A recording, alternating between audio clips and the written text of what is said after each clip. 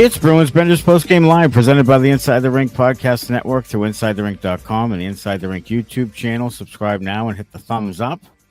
Let's get the comments in the chat already roaring tonight for our Benders banter later on in the show, presented by Evolve ABA. Our 3 Up, 3 Down comes later as well. And I'll tell you what, the Bruins are 3-0. They've won again. And my prediction of them not making the playoffs gets worse by the moment, but I still hang tight with it. But right now, their structure and their schedule have helped them. It has, and I'll ask you every post game live if you're going to hang with that prediction. So we'll see where we're at. We'll see where the tipping point is. But the structure was good. Look, they should have been up by more after the first period. Alex Lyon certainly kept the Sabres in the game in the first. Shots were 17-1. Bruins had a bunch of really grade A chances to open that thing up. And it was good that they got at least one goal, because if they go in there 0-0, I think the Sabres are feeling really good about themselves.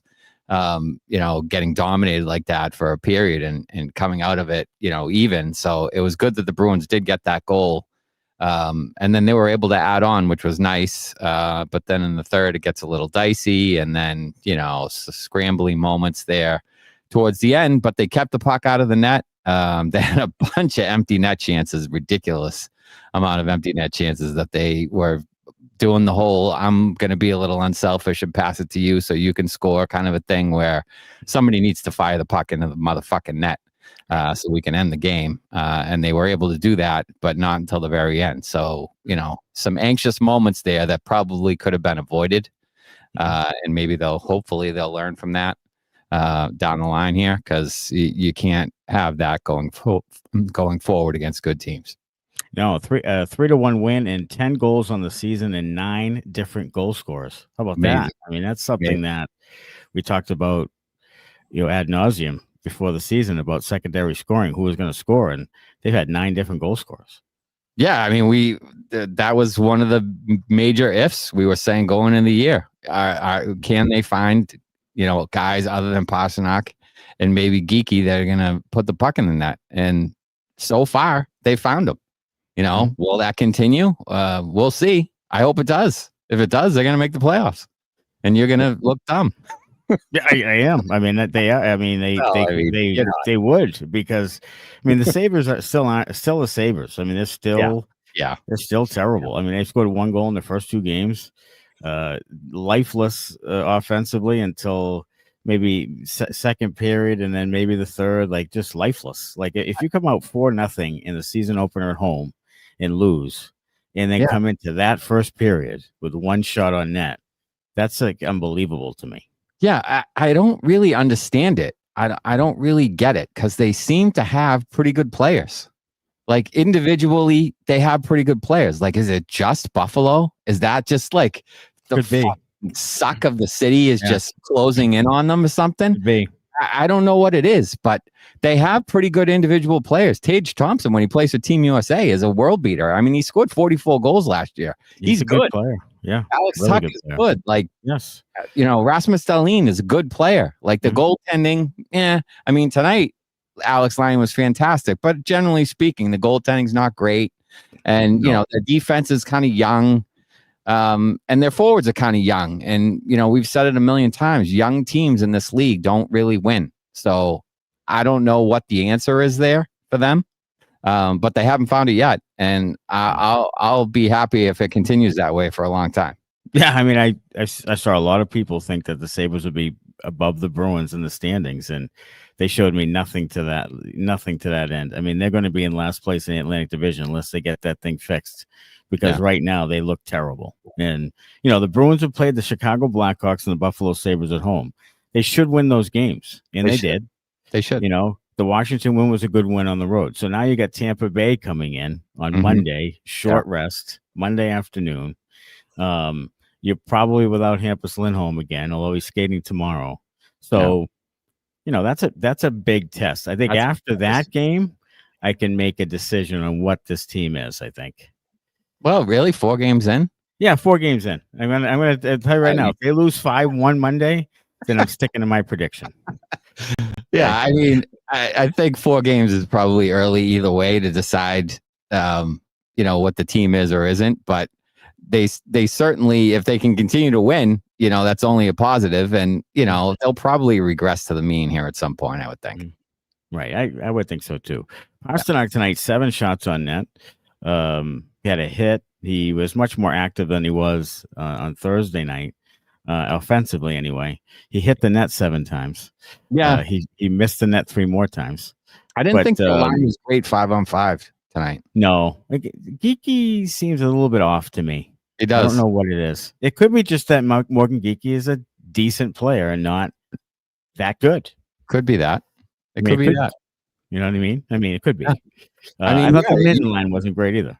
No, they weren't either. I thought he had his moments, but Jeannot, he's kind of a little mistake prone for my liking for a guy who's supposed to be fairly responsible. Had a pretty good offensive chance there on the 2-on-1 from Minton that he that line got a piece of that might have been in, but and Asimont, he's always been kind of a 4th line grinder type of guy. Those guys are probably playing, the Janots and Asimonts are probably playing a little above where they should be because the Bruins don't have a lot of depth, so they have to. And that's no fault of theirs. That's a fault of management and not giving the Bruins enough offensive talent to compete. Right. Well, according to them, though, according to Cam Neely, they made every effort to improve the offense, and it didn't come to fruition. Right. So they took 6 preseason games and said, you know what? Yeah, we didn't get the offense we wanted in Matej Blumel. Yeah, we're going with that's essentially what you did. Yeah. To try and bank your offensive, your off-season offensive, hopes and dreams on Matej Blumel and fucking Alex Steves. Is it even Alex? I don't even know if his first name is. Yeah, I think it is. Okay, so trying to bank it on 2 4A guys is ridiculous. That's if you're serious about it, you go out and you get proven NHL guys. You don't go for 4A guys that say, oh, they haven't really gotten an opportunity. Dallas plays young guys. Dallas plays young players. Played Stankoven, played, some other young players. Johnston. Yeah, Johnston. So, if Blumel was good enough in Dallas, he would have played. Yeah, 100%. 100%. Put 39 goals in the AHL and didn't get a sniff for the NHL. Come on. That should tell you something. It's not like Dallas is letting, good young players just walk for no reason at all. But Cam Neely was salivating over the fact that he could put together this band right here of 4th liners and grinders and muckers and all that stuff, goons and whatever you want to call them. He loves this shit right now, and he loves the fact that 3-0, so he can walk with his chest held out and his head up high, and this is what wins in the NHL. Well, we'll see when you start playing some talented teams, particularly on the road. I mean, you play really good teams on the road. They sucked at that last year. They got killed last year. They do, and they got after Monday. They got a pretty good road trip coming up here with a couple of good teams. So we'll see what they do after that. See if the defensive structure is good against Vegas and those types of teams, and we'll see. All right, let's get to the Benders Banter presented by Evolve ABA. Evolve ABA offers consulting services from a board-certified behavior analyst to adult day programs and residences and schools and even businesses using the principles of applied behavior analysis. Evolve ABA is also pleased to offer staff training and collaboration with parents of children with autism and other special needs wishing to learn more about the science of applied behavior analysis. To learn more about Evolve ABA, call Sean Daly at 774-823-5016 or visit evolveaba.net. And let's get rocking with the comments. Dan Maynard, am I tripping? How the fuck was that interference on Pasta's part? I'm confused. That was an interesting call. He gets turned around and he's trying to get up to go, and Tage Thompson runs into him. Yeah. And there was no off. You're supposed to get interference if you go off your line, right? To get head and shoulders off your line to impede someone.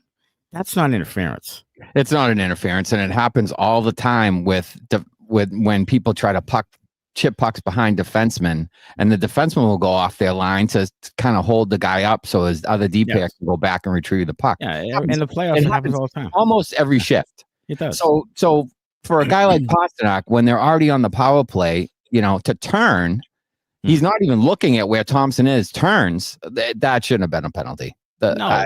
I had it with the refs starting in game 2, and it's continuing into game 3. Yeah, I mean that was basically a let's match him call because the Bruins were on the power play too. Yeah. I mean that kills your power play, but that shitty call, I thought that was terrible. Dan also says not our best playing, but this is still a huge improvement to the second half of this year. In Sturm, we trust. I will say this: they're playing extremely hard, and they're playing the structure that Sturm has put together, and right now it's working. I mean, it's really working, and I'm really surprised that it's working this quickly. Yeah, it seems they bought in. They're kind of eliminating the speed of other teams through the neutral zone for the most part, which is allowing the defense to go back and retrieve pucks a little easier without the kind of pressure that teams have put on them in the past, and they're not turning it over as much. The defensemen aren't turning it over as much in their own zone, which is leading to easier breakouts, and then they can get the puck ice and up ice and play offense. So. It is working now. And, once we see teams adjust to it, how do the Bruins adjust? And that thing will happen over the course of a season. Will the Bruins make adjustments is another part of it. If teams start to figure out how to beat this neutral zone trap. So right now it looks good and everything's going the right way. But I'm sure they'll run into some spells where it's, it's hurting them a little bit, or other teams are finding a way to break it down a little bit, and then it's how do the Bruins adjust to that. Monday will be a real game, Michigan, Mike. Yes. Tampa Bay comes in, a real wagon with high end talent, and a team that you are chasing or you are looking up at in the standings and in talent and everything. So it'll be a real test, I think, on Monday coming back. Third straight home game, and then getting ready for that West Coast thing. So this is going to be not only that, but Tampa is 0-2 coming into that game. There you go. That's not good. They lost to the Devils tonight 5-3. Did they? Okay, so they lost to Ottawa. I think it was Ottawa, right? First time 5-4, and then it was the Devils 5-3. Okay, so yeah, that's not good. That's not good at all. And all their main offensive players were held off the score sheet tonight. So Johnny Gord scored, Ryan McDonough scored, and Darren Radish scored. So, okay, yeah. So you're gonna look for a big game from Braden Point and Nikita Kucherov. Oh yeah. Next 2 games will be testers, says Dan Maynard. That's true. Competition so far hasn't been anything to be fearful of in hindsight, and that is true. I mean, you got to win the games that are on the schedule. So you can't really hold it against them. So they're 3-0. Like they've won all 3 games, and they go off to a really good start. I mean, points wise, this is really good in a condensed schedule to get 3 straight. Be great to get Monday's game and head, and then really, hit the ground running. But regardless of the schedule, you have to play them and you have to win them. So, and we thought the Bruins were one of the worst teams in the league. So nothing's taken for granted. You can't take anything for granted. Given. No. No. I mean, I think Vegas has them as the 8th worst team in the league, in the entire league. Yes. So, you can't take any of these things for granted. You can't expect. I mean, Buffalo finished above you last year. They're a better team than you on paper. They should come in and win this game, but they didn't. So. Yeah. Good for the Bruins, and hopefully they can continue it on Monday. Yeah, no doubt. Great win, says T-Boz. Out with the fam. So have at it. Really liked Harris's first Bees game with an assist +1, couple nice hits. Absolutely. Thanks for checking in, T-Boz. And yes, Harris really picked up the slack for Hampus Lindholm, who again will skate tomorrow, and then they'll evaluate him further. So we'll see how long he is, but it wasn't a knee. So thank goodness. Yeah. Zach Case, that first was our best period in a long time, and that's for sure. 17-1. playing their structure. I mean, that was a clinic in the first period. But again, second periods have been a hard thing, a tough thing for them last couple of years. And they seem to let down the second period. They come out smoking. And second period's kind of a trap, kind of a sneaky negative for them. So keep an eye on that for the rest of the season. That's something they need to clean up here a little bit.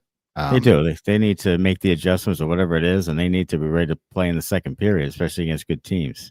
So. Yeah, you would expect, especially after the Bruins dominated them in the first period, that Buffalo would come out with a vengeance, ready to go, and the Bruins have to match that level in order to give them some pushback. So that's something they need to work on going forward for sure. Matty freeze up. Might have.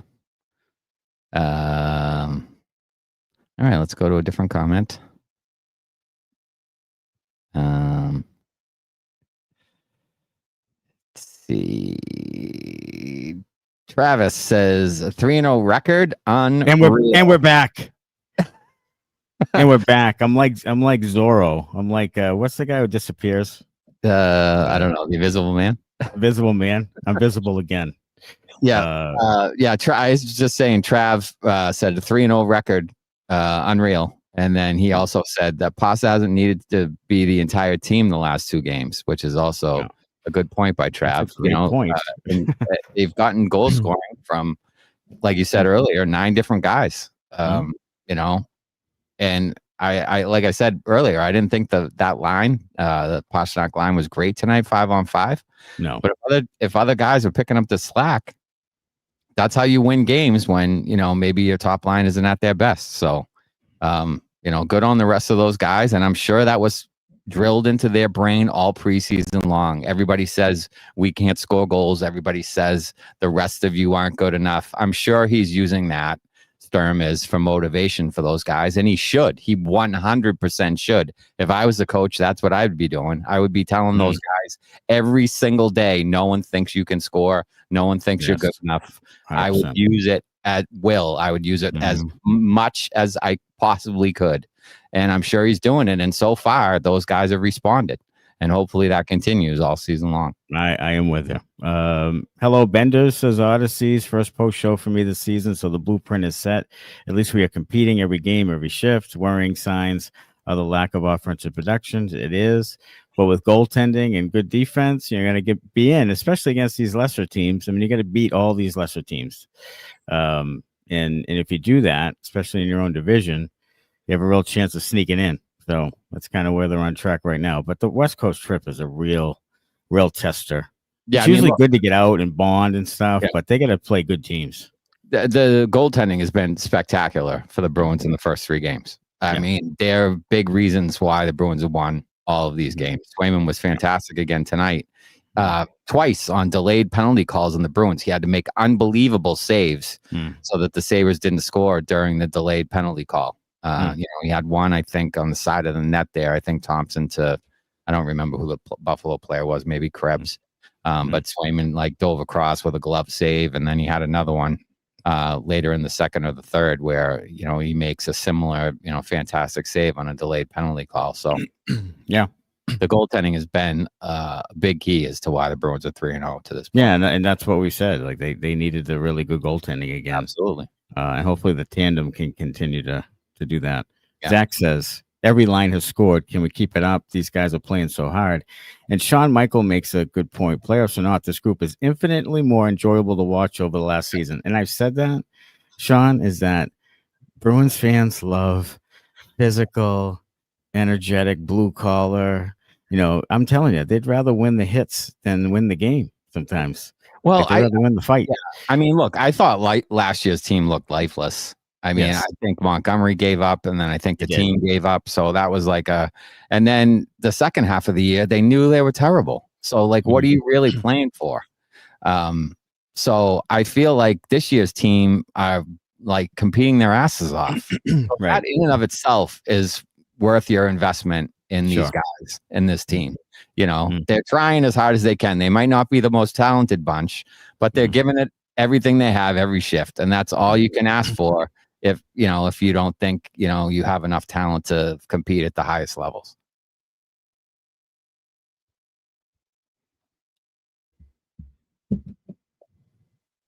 And we're back.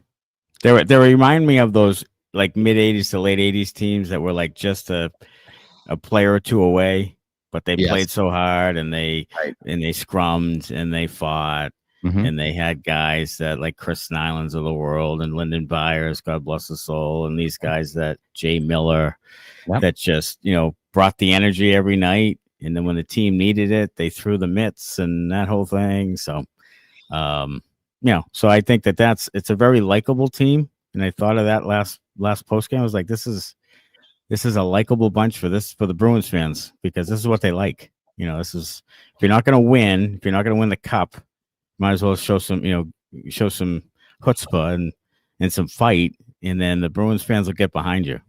Little engine that could, underdog, all that stuff. So, yeah, absolutely. Michigan Mike says, who's in goal Monday? I say it's Swayman. I think he had a light load tonight, and you don't play again till Thursday. I think you throw him in there Monday. Yeah, I think it might be Korpi on Monday, just because it's an afternoon game. And then you give Swayman the net to start the road trip. Were they playing Thursday night, right? Thursday night they play, yeah. But it's I don't know. Is it Vegas? Is Seattle? Who is it? Vegas? I'm gonna look right now. I don't know who it is. But yeah, they don't play till Thursday. It's Vegas on Thursday. Vegas, yeah. So maybe I think they go. Yeah, I think they go Korpi on Monday and then Sway on Thursday.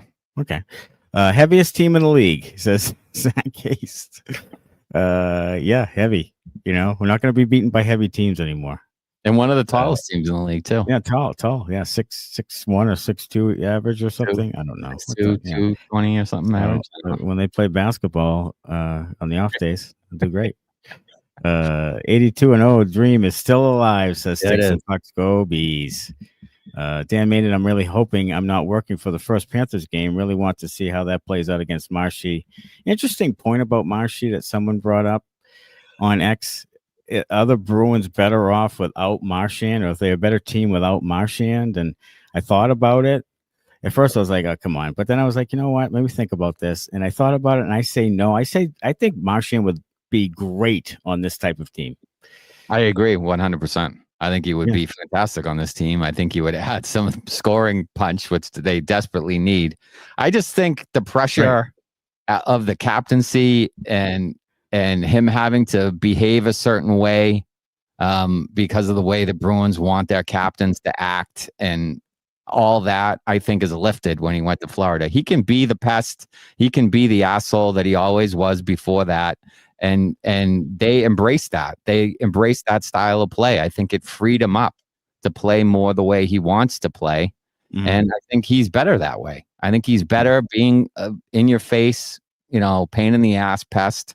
I think that's what got him into the league. I think that's what made him one of the best players in the league for a stretch. And I think that's what he's kind of gotten back to in Florida. He had a beautiful goal tonight. He almost scored another one where he undressed somebody else. I mean, he's really embraced down there, and they love him, and with good reason. I mean, when he's on your side, he's a guy you love. So without a doubt, it's going to be tough to go against him. Without a doubt. However many years. Loss of Barkov and Tkachuk aren't hurting Panthers at all right now. Sucks for the rest of the East, says Matthew Curtis. Look, they're a wagon. They're deep. They're well coached. They have a pedigree. They believe they will win because they won back-to-back cups. Like, they just have that confidence. They play their style correctly as a unit.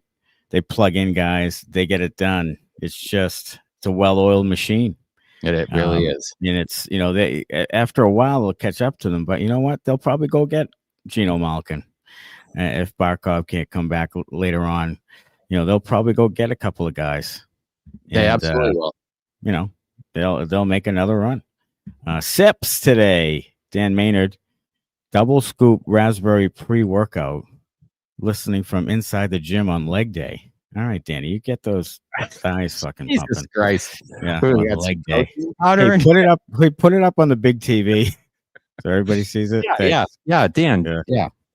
Yeah, Put tell us them to put it up on on the in the big gym. TV. Yeah, share us on the big TV. Yeah, Screen. What is that? Screencast that thing?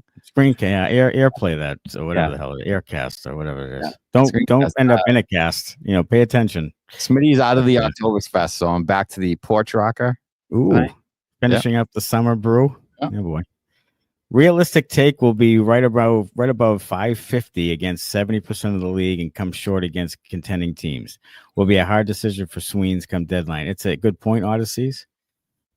It'll be interesting to see. I think that if they're anywhere near it, they're going for the playoffs because that's what they want as an organization. They want the playoffs. They want some gates. 100%. They want some ticket sales. So they're gonna add a piece or two if they feel they can make the playoffs. It might be a add in subtract thing. It might be unload a Casey Middlestad or a Pavel Zacha, because those are, contracts you might be looking to get rid of that are still kind of manageable to bring in some better talent. Who knows? Right. So it could be an add and subtract kind of a thing, but I think if they are, in the chase, they'll certainly look to add some scoring at the very least.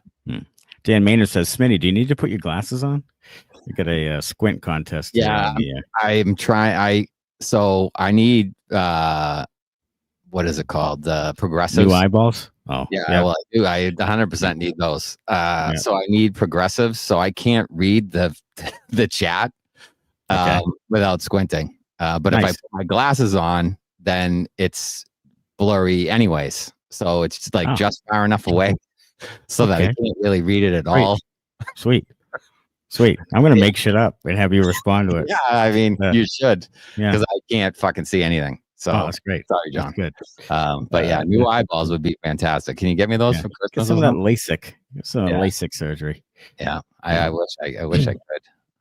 We'll get a couple more sponsors. We'll pay for the LASIK surgery. Yeah, can we get a LASIK people to sponsor it, and I can do like a sponsored by LASIK. You could do like the Awaken 180, like the thing on WEI. Everybody lost weight. Yeah, we'll do Awaken 180, and we don't need the hair club, but we'll do the LASIK. No, yeah, we'll do that. Maybe hymns. We'll get some dick pills in here. Hey, you can't have too much of that. Yeah, right. Got some. Let's get people having sex. Yeah, nothing wrong with that. I think it's natural and it's procreation. Yeah, I mean, I think the pills are all natural. Done. Yeah. They're all. I'm sure they are. Discreetly packaged, but natural. Even though this team is going 82-0, we can all agree the forward group isn't good enough to be contenders. Correct, Pejman. Let's say the D, Swayman are great all year. Who are realistic scorers to target at deadline? Well, Martin H.S. is in the news all the time about how he hates where he is, and he could be moved. The question for me is, what are you going to give up for assets? The Bruins do have, back-to-back years with 2 first-round picks, so they maybe include 1 or 2 of those. Maybe do they take Zacha? Do they, they're a contending team. Do they take a Zacha? Maybe not Middlestat, but maybe you can work something there. Maybe an Adrian Kempe. They're not close with the King. So, maybe you work that deal. Maybe that's something that you really go hard for. But like as Smitty said, they're going to take something off and put something on. So there'll be addition and subtraction. But I don't know. I mean, I don't know what they're willing to part with. I don't know if they're willing to part with a couple of those first round picks. I don't know. I would be willing to part with basically anyone from my forward group not named Pastrnak in order to bring in Natchez. Yes, I would agree. No one else is more valuable than Natchez on that group. No. So absolutely take Natchez. If he wants to be here and he wants to be with his Czech buddies and do that thing, then get him. He's a 70-point guy. He's a dynamic offensive player. He helps your power play. Sure. He helps he's probably, if he creates a better second line, much better second line, potentially, whatever. First line, second line, I don't give a shit. Yeah. But that's the type of elite talent that you've been preaching they need. So go get him. Absolutely. I would do that in a heartbeat. There's no doubt. I would be in on him. I would be in on Kempe. Even some of the mid-level guys. Look, the Bruins top 6 is not very good overall. So I would certainly be willing to bring in, even some of those mid-level, like Besser re-signed or whatever, but a guy like that maybe is not the top tier, the Kempe and the Marners and Natuses, but just underneath that, I'd be willing to bring some of those guys in because they're better than what you have, and then that pushes everybody down a line, which is probably more where they really realistically should be. Sure. Bruins 1970. Both goals that got by Sway this year have been deflections by D-men. He has been sharp. Korpi too. Odysseys, and holy fuck, what a depressing team Buffalo is. Sorry, John. There must be some studs opting for a trade there. Darlene, Thompson. I know if Tuck is another guy. He's asking for the moon. I don't know if I'd give it to him, but he's asking for the moon. Though. He grew up in Buffalo. He grew up in Buffalo. He is, but Jesus, if he wants, $10 million a year, I don't know if they do that. I mean, they should. They should. Yeah, I mean, he's a hometown guy. The team stinks. If you're not going to give it to him, who are you going to fucking give it to? You know what I mean? That's another good point. Yeah, they need more than Tuck and Thompson. Yeah, I mean, who's wanting to stay in Buffalo? That's a guy who probably would want to stay in Buffalo. Pay the fucking guy. Pay him. Yeah, there you go. Kevin Adams is, by all accounts, I mean, we crush on me all the time. He's a moron by all. Former Bruin. I mean, he sucks at his job. I don't know if he still has that job. Yeah, I don't know. They're just a tangled mess of shit. Adrienne says, but seriously, tonight's sip is a canned margarita. Adrienne loves her margaritas. Yeah, get after those. What's wrong with that? Wen says, half cut before the game even started, sipping Kraken spiced rum, worth staying up for, unlike majority of last season. That's 100% true. Guys, please remember that Blue Mel was recommended by one of the best forwards in the NHL. Yeah, I know, Michigan Mike, but just because David Pastrnak's a great player doesn't mean that, he evaluates talent. He's not necessarily a scout. He probably said, hey, go get this guy because you aren't going to do anything else and you don't have any other options. So get this guy. Maybe he'll kick a couple in, You know who I think might be one of the better gets for them is the power play coach, though, because the entries have looked much better. That thing was buzzing around in the first period. They didn't score, but they had a bunch of great chances. They seem to be. I mean, they had some moments where it didn't look great, but overall, I would say they seem to be playing the power play with more urgency. They're trying to win more pucks. They're putting pucks in better places. They aren't just going through the motions, which I think last year it looked like it. They zip the puck around now. Yeah, it was kind of stagnant. It didn't look great. I think at least this year they're trying some different things. They're moving a little bit more. They have a more of a shot mentality. So I think that thing on the whole looks a lot better, and that's all that Steve shot from Dallas. The power play coach. So you got to there you go. I mean, that's props for that from a good squad that had a good power play. So it certainly helps. Dan Maynard says, question, can you explain to me exactly what Chara's job is on the team? Not being a smart ass, I'm actually not 100% on what it is. It's essentially what Adam McQuaid used to be. He was he was helping the defensemen, mentoring them, and then being kind of a go around and be a face of the organization, talk to players, get a read, a little bit of player development type piece. But McQuaid went to director.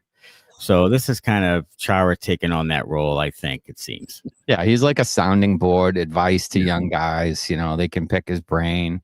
He can talk to them about defense. He can mentor the defenseman. He'll get an overview of kind of the prospects in the organization. And he can go down to Providence and look and talk and so forth. And I think eventually it's growing him for a front office position. I think it is. At some point, whatever that is, it's that next guy up, I think, if it happens.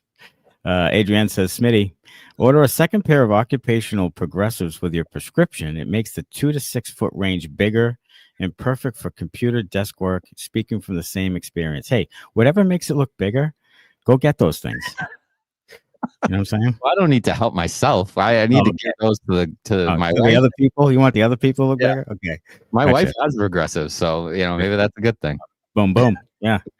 Here you go. Zacha in a first for Kempe, says Zach Haste. I would do that. I would. I don't know if the Kings would, but I would. No, they won't. But I would. You'd probably have to throw in. Yeah, you probably have to throw in Poitras and those guys because they don't have much value. I think you'd have to throw in like a Lohrei or somebody like that. Right. and I'm Right. sure the Kings would be asking for like Higgins or Right. somebody like that. You might have to throw in a Zellers or a Will Moore. I don't know. You might. You Um, might. But it would probably be more somebody like that than a guy that's, toiling in the AHL right now. It would probably be a college guy, one of your 4,000 guys on BC or Zellers or somebody like that. So I'll tell you, how about Dean Letourneau scoring his first college goal? Looked really good. Has looked good. He's looked really good. Like a different player good in his first 2 games. Fucking fingers crossed. Sorry, John. Fucking fingers crossed that Dean Letourneau is the next Tage Thompson. Oh my God! Please be him. Like, can you be that, please, Dean? Yes. For God's sakes, please. If he is, then you get your cooking. My word! I mean, his goal. He has some moves. He's got some hands, kind of like Tage does, and he's got a good shot. That was a snipe that he scored on. It was. He's throwing his weight around a little bit now. This should have been his freshman year at BC. He went early. He was in a tough spot. They put him in kind of a tough spot. He was a tough spot. And he admitted it. Sweeney admitted it. Everybody admitted it was a rush job, and they shouldn't have done that. But now he looks like a different player. He does.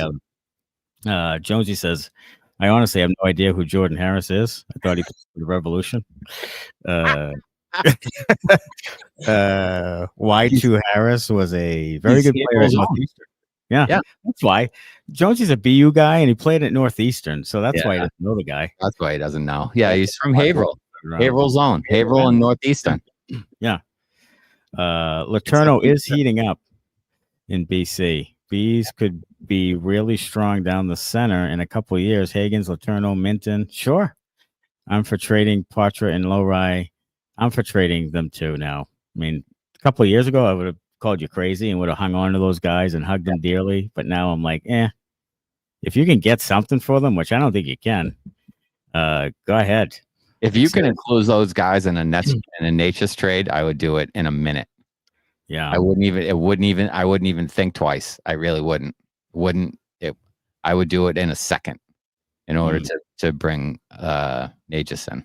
Travis says, throw in Brown and Tufty for some Kraken rum. You bite your tongue, Travis. Not Tufty is a friend of the show. We can trade anybody off of Providence except for Tufty. Tufty deserves to be on the Bruins, for crying out loud. He does. Put Tufty on the Bruins. Yeah, he shouldn't be toiling on Providence. He should be with the Bruins. He's a friend of the program. Yes. Sit him on the 9th floor instead of Beach. Yeah, send Beecher down to get some reps, AHL reps, and bring Tufty up here to play with the big boys. Here's a question: Is Beecher just going to rot on the 9th floor all year long? Is he going to be scratched like 52 times this year? It's like crazy. Him and CL both make $100,000, $900,000 a year, and just sit there. Maybe. I mean, look, there's going to be an injury in the bottom 6 at some point. Yes, there will be. And either he or VL is going to get the crack. I wonder if it would be amazing if VL makes it in. I'm telling you, it'll be VL before Beecher. 100%. Well, especially if it's on the wing. If it's on the wing, yes. Yeah. He had a better preseason than Beecher did, for sure. He did. Scored a couple times, right? Yeah. You could have made a case that he should have been in the lineup. Yeah. Throughout the year, even though, I mean, I'm not a big ground veal fan, but he, He had a good preseason. He earned it. He earned it. He did. He earned it. He really did. Let's see what else we got here. No need to dress Beecher. No, it really isn't. Cab says Letourneau is so big compared to all the other NCAA players he is. It looked like a dad playing with his sons out in the friggin' pond. Let's see. Sturm reminds me of a German general guiding his troops to completely buy in. Yeah. I mean, let's pump the brakes on Marco Sturm. Loved him as a player. And he seems to get their ship right. But they also have had a lot of instability. They brought in a bunch of new guys who they knew would buy in, good veterans, pro players that would buy into whatever. Mm-hmm. They actually got guys who kind of shape an identity, but it wasn't just a mismatch of guys. You can tell what they're trying to do, which you can agree or disagree on that. But at least they have a common denominator about them. Right. You know what I mean? So that's the other thing. You may not 100% agree with the identity that they picked, but at least they picked one. They did. And they're trying to play to that. And if you can do that and the guys buy into it, that's half the fucking battle right there. Sorry, John. But and I think another point is they brought in some guys that were Sturm guys. Like Arvidsson was a Sturm guy. He had him previously in the Kings organization. He had Tanner Jeannot in the Kings organization. So he's coached some of these guys before, so they knew what to expect. So they could help, kind of usher in the system and buy in and help with that whole process of, getting everyone on board. So,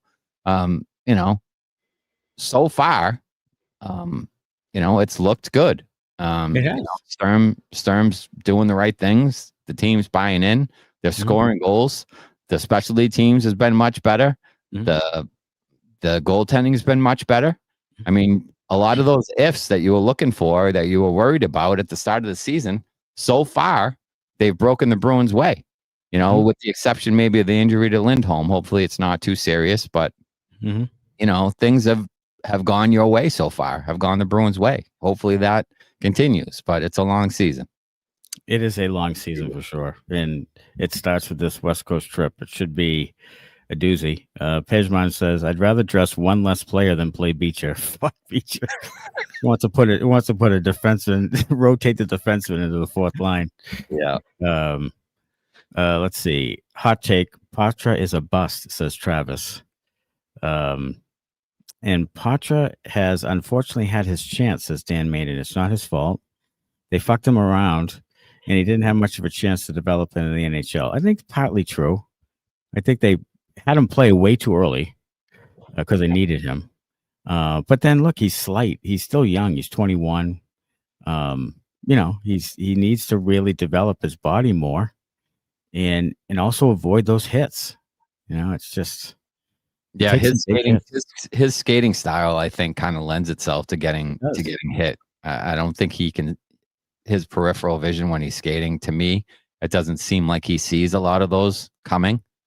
And I don't know if that's something that he can, move on. I don't know if that's something that he can just change and have that be better. So that might be an issue his whole career. He might have a decent NHL career and put up some points and be, okay. But I think he might be injury prone his whole career just because, he is kind of slight and his skating style, I think, lends itself to getting hit like that. Well, Travis has the Bruins missing the playoffs like me, and Cab says they can make the playoffs because they're playing decent hockey, and you don't have to be that good to make the playoffs, which is probably a valid point. That is a valid point. That's 100% a valid point. You can be a shitty team and make the playoffs. You can. Matty, do a shout out for Brazeau. Yes, Odysseys. Last post game, I said that Brazeau scored 3 goals in his first 2 games and said he wouldn't get past 10. And then T-Boz says over under 25. And I'm like, yeah, under. And I'll bet the house on it. So, good for Brazzers. You know what I mean? Brazzers.com coming through as it usually does.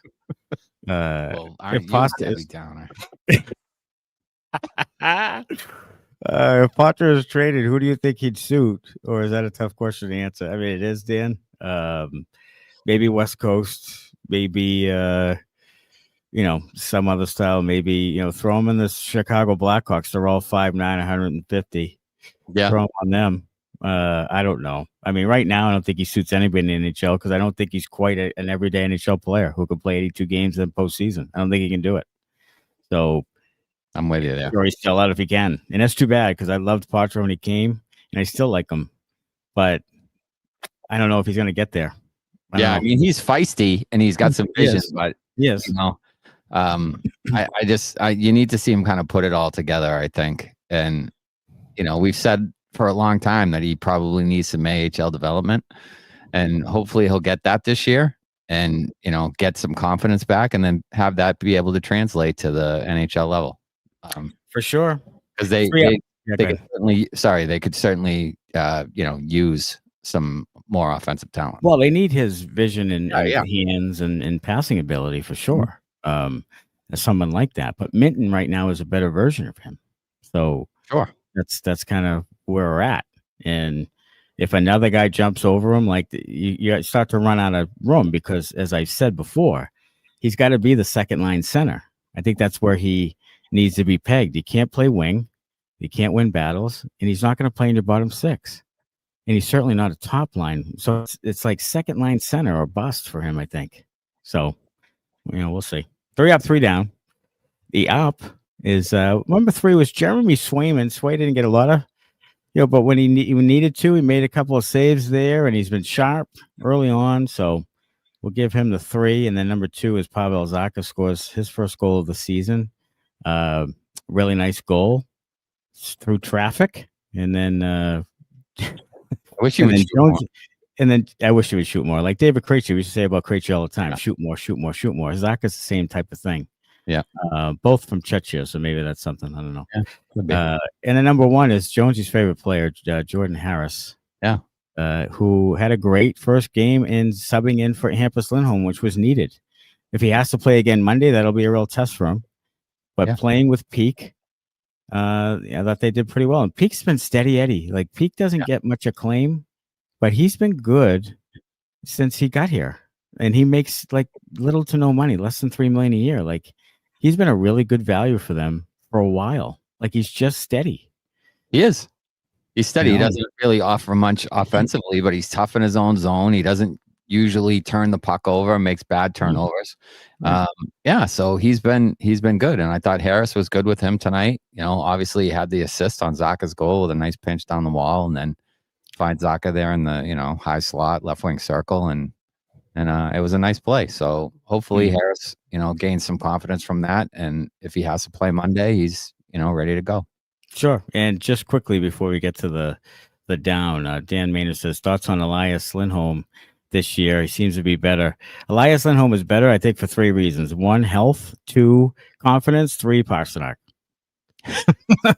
There you go. I'll say I will agree with all those things, and I think an addendum to number 2. I think the World Championships really helped him out a lot. I think so. He gets some confidence there. He was really good in the World Championships. Kind of saw the puck go in again.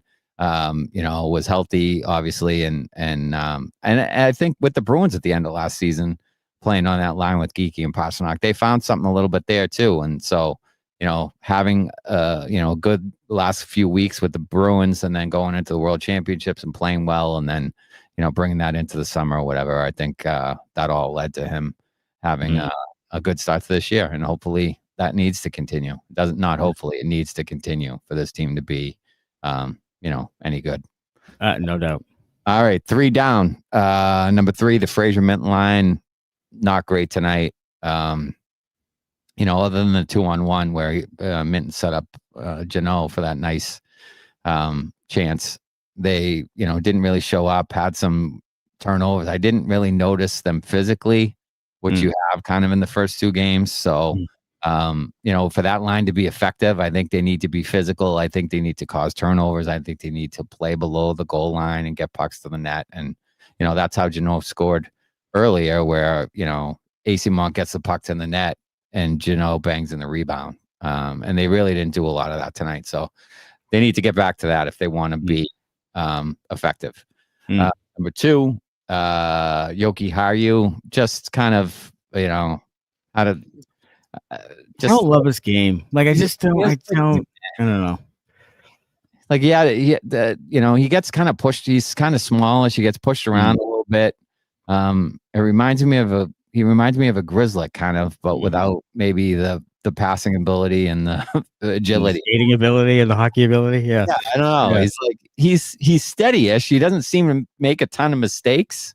Right. He doesn't really offer much at all. Like, I don't know. I mean, I guess that's for a third pair guy. I guess that's fine. If you don't really notice him. Right. That's not really a bad thing, I suppose. But, I guess you like a little bit more from him is all. Yeah. And then number 1, the Sabres. The Sabres. Yeah. Yeah. Just like I said before, I wonder if the whole city of Buffalo is just drowning them in suck and they just can't get over the hump. I mean, 14 years in a row without making the playoffs, the longest streak of anyone in the NHL. That tells you all you need to know, really. I don't know how you keep your job as a GM if that's the case. I mean, I just don't know how you do it. Because, How like did you he said, get they have hired a in the few first players. place? I don't know. I mean, they've had top picks like Downlin and Power. Like Owen Power is like not what people thought he'd be. No. He was a stud coming into the league. Hasn't been that guy. He's like a second pair D-man. Tuck and Thompson. They've had last year. They had Peterka. They've had players who can play. Yeah. Last year they went on that run. Remember they went on like a winning streak. They was terrible. Then they went on like a winning streak where they were like balls to the wall, and then they just ran out of gas. But last year, coming out of the gate, they were horrific. They were. So I don't know. Yeah. What's that? Yeah. I just wanted to quickly chime in and go back to something that was early on in this season about some other folks being the one and only interactive Bruins post-game show. Well, they didn't show up for work tonight. So cheers, boys. Okay. Cheers. Yeah.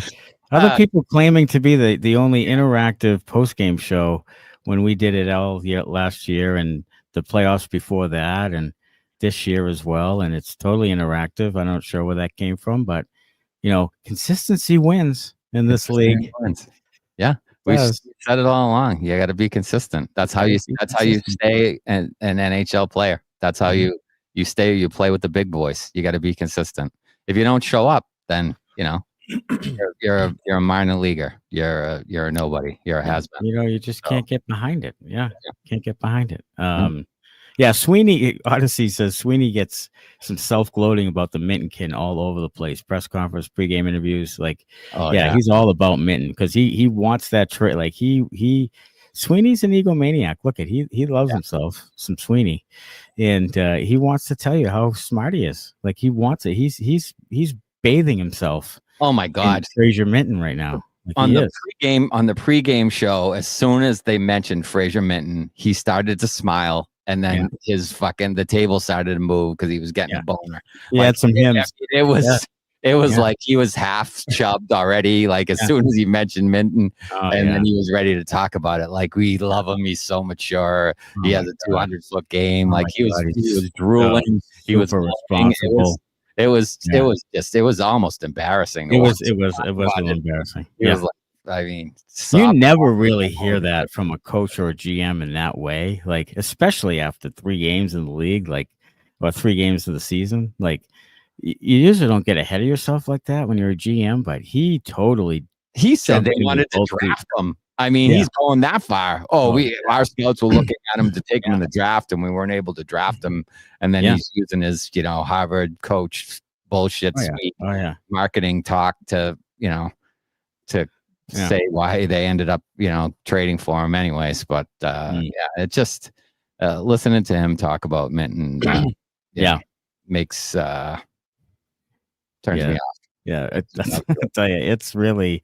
I was uncomfortable. You know what I mean? I thought I was going to get hit with some flying debris. Like I was uncomfortable. Macaulay Martin says, "Humor me, boys. Whose jersey should I get to celebrate the new jerseys aside from the obvious Top Guns? Because I already have too many." I'll tell you, I think you get like a black Zaddy Daddy. I think you get just a Zadorov. You go that. You could go minty fresh. Yeah, I was gonna say you go so fresh and so clean. You go Fraser Minton right there. Yeah. He should be around for a bit. He should be. Well, I mean, Sweeney's gonna re-sign him because he's pretty much, gagging on it. It's tough because this team doesn't have a ton of stars. It really doesn't. Like other, once you get past, the obvious, McAvoy, Pastrnak, it doesn't. It doesn't. After those 2 guys. I mean, who do you invest in? I mean, you could go Hagens. We talked about that off air. Hagens might not be a bad one.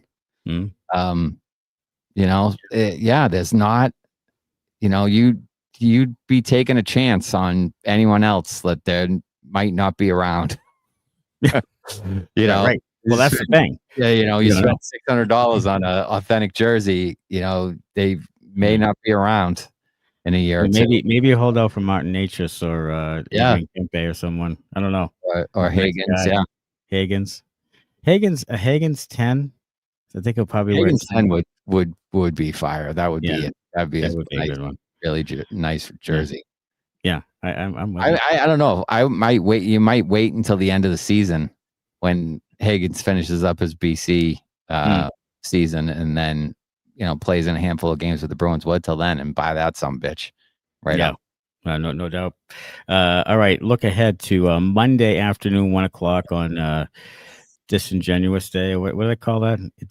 Indigenous Peoples Day. Yeah. Christopher Columbus is an asshole. He is. I mean, we discovered that 500 years later, but he's here we are. Yeah. Tampa Bay that was already inhabited. That a boy, Chris. Yeah. This is mine. No, it's not.